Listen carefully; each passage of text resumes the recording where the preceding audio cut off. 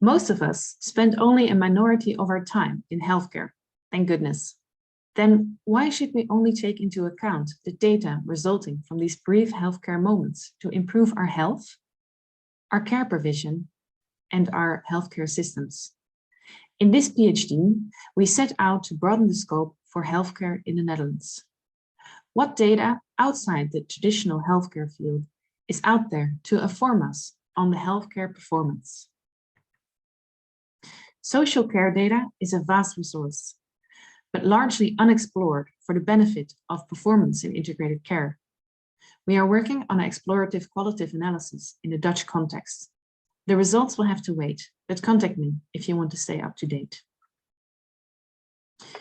What data do you need when a global pandemic hits? And how do you communicate this data? We teamed up with the Dutch COVID-19 dashboard developer team and found that not only healthcare indicators suffice. Establishing timely indicators relating to health system capacity, including relevant data disaggregation options, and enabling interoperability between social, health, and economic data sources were essential to optimize the COVID-19 dashboard to effectively manage the pandemic. Community engagement is essential to define value. We teamed up with Oscar Brito Fernandez to explore how Dutch healthcare insurers engage citizens in their procurement decision-making. And we found that Dutch healthcare insurers seem to be moving towards a community-based organization of their functioning by intensifying their regional orientation. What can regional healthcare provider networks do to optimize their performance intelligence together?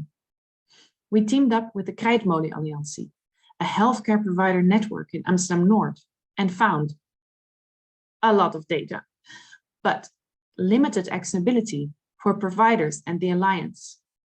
We found a barrier in data exchange between health and social care providers and very limited insights into per capita and per patient cost data for the region as a whole. Try and keep that in balance. Nobody wants to be in a situation in which their baby or child needs the help of an ICU or surgery department.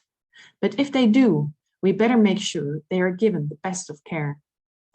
For our fifth study, we teamed up with the neonatal and paediatric ICU and the pediatric surgery of the Amsterdam University Medical Centers, who had implemented structured follow-up of neonatal and pediatric patients in order to improve clinical practice, follow-up care, and facilitate research to improve value for their patients.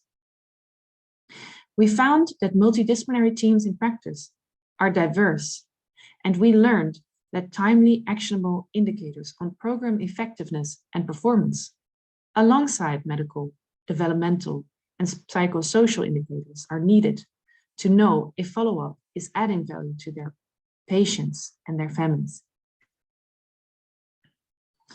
We are working on a quantitative study on linked hospital GP and social care data in the Dutch context.